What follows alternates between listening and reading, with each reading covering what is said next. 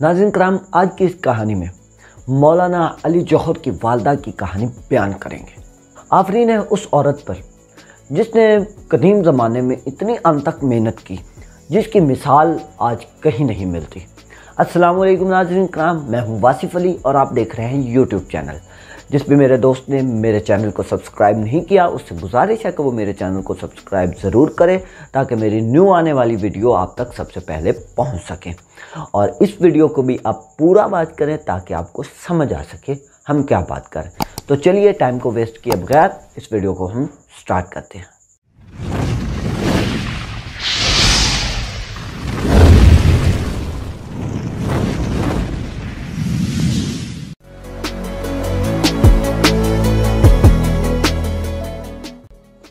जब वो 27 साल की उम्र में बेवा हुई तो उनके कांधों पर 6 बेटों और 1 बेटी की जिम्मेदारी भी थी। चूँकि जवानी में ही बेवा हो गई थी तो ख़ानदान वालों ने उन्हें उक़्दे साकी का मशवरा दिया जो उन्होंने बिल्कुल सख्ती से मुस्तरद कर दिया था।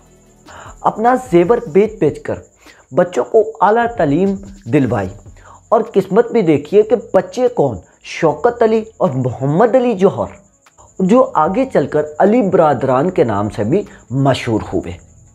उनका असल नाम आबादी बेगम और ताल्लुक़ अमरोहे से था। आबादी बेगम के वालिद नौकरी के सिलसिले में अमरोहे से रामपुर मुंतकिल हो गए थे। रामपुर में ही आबादी बेगम की शादी अब्दुल अला खान से हुई थी।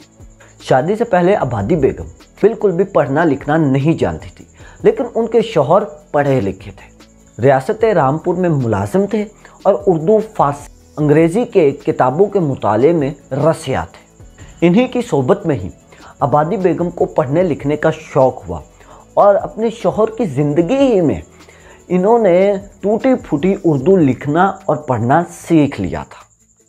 शौहर की वफ़ात के बाद उन्होंने बाकायदा उर्दू पढ़ी और जब वो जलसों में शरीक हुआ करती थी तो तकरीर किया करती थी तो वो सारी उर्दू में होती थी और सुनने वाले इस बात को यकीन ही ना कर पाते थे कि ये 18 से 20 साल तक अनपढ़ रही थी। इनके बेटे मौलाना अली जौहर कहते हैं कि मेरी वालदा अमली तौर पर बिल्कुल अनपढ़ थी, मगर मुझे ज़िंदगी में जिन लोगों से भी मिलने का इत्तेफाक हुआ उनमें से मुझे कोई ऐसा शख्स नहीं मिला जो मेरी माँ से ज़्यादा साहिब फ़हम हो। और एक जगह पर मौलाना मोहम्मद अली जौहर यह भी कहते हैं कि वो जो कुछ हैं और जो कुछ भी उनके पास है वो खुदावंद ताला ने उन्हें उनकी माँ के सदक़े से अता फरमाया है। आबादी बेगम ने अपने बेटे शौकत अली और मोहम्मद अली जौहर को पहले अलीगढ़ पढ़ने के लिए भेजा और उसके बाद इंग्लिस्तान, जहाँ पर इन दोनों भाइयों ने ऑक्सफोर्ड यूनिवर्सिटी में आला तालीम हासिल की। दोनों भाई जब वतन वापस लौटे थे इन दोनों ने सबसे पहले रियासती मुलाजमतें की, मगर जल्द ही इन्होंने मुल्की सियासत में भरपूर हिस्सा लेना शुरू कर लिया था। दोनों भाई पहले सहाफ़त और बाद में अमली तौर पर सियासत में अपने नाम के झंडे गाड़ने लग गए थे। सन 1914 में इन्हें अंग्रेज़ों के ख़िलाफ़ अदारी लिखने पर गिरफ़्तार कर लिया गया। इस वक्त आबादी बेगम की उम्र 62 बरस हो चुकी थी।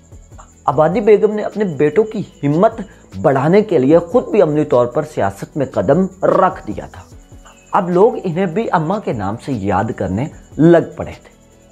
सन 1919 में खिलाफत तहरीक का आगाज़ हो गया था।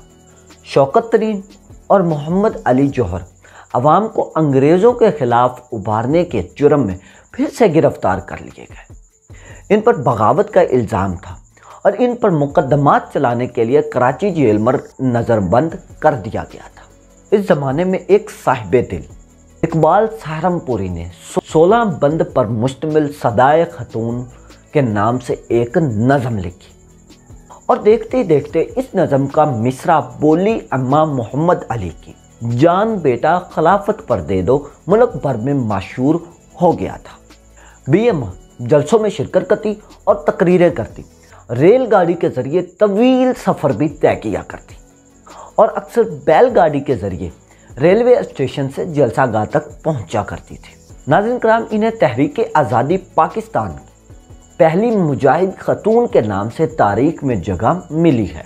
बी अम्मा के बेटों को जब जेल में डाल दिया गया था तो इन्होंने बुर्का पहनकर एक बड़े इजलास की सदारत की थी। जब वो दोनों चंडवाडे में बंद थे तो बी अम्मा भी वहाँ पर मौजूद थी।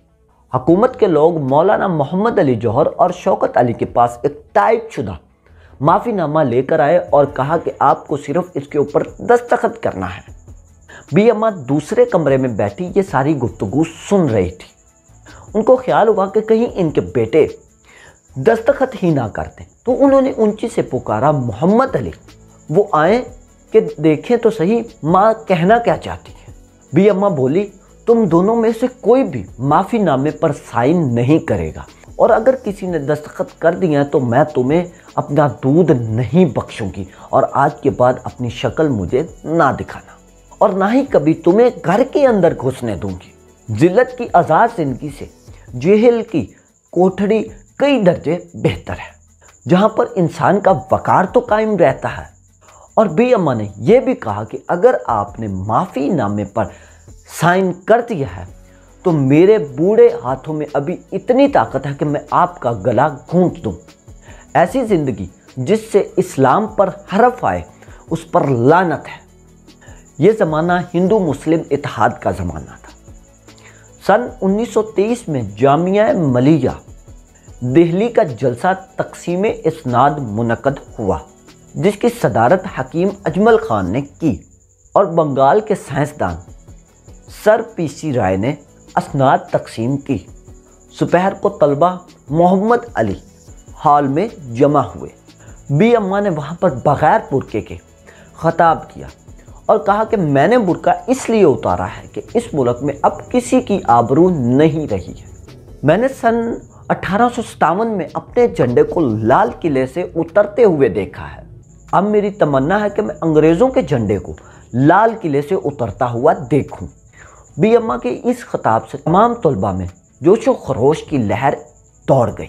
हालात तब्दील हुए और हिंदू मुसलमान फसाद शुरू हो गए और कांग्रेस में भी फूट पड़ गई, जिससे बी अम्मा को बहुत ज़्यादा सदमा लगा। बी अम्मा की मदहों में महात्मा गांधी भी शामिल थे और इन्होंने बी अम्मा को खतूत भी लिखे थे कि इस वक्त हिंदू मुस्लिम इत्तेहाद में आप अपना किरदार अदा करें। बी अम्मा के कहने पर गांधी जी इनसे मिलने के लिए दिल्ली भी आए थे। 11 मार्च 1924 को बी अम्मा को अपनी पोती आमना की मौत का सदमा भी सहना पड़ा था। इसके चंद माह बाद 12 और 13 नवंबर 1924 की दरमियानी शब को बी अम्मा भी वफात पा गई। इन्हें दिल्ली में ही दरगाह शाह अबुल खैर में सुपुर्द खाक किया गया।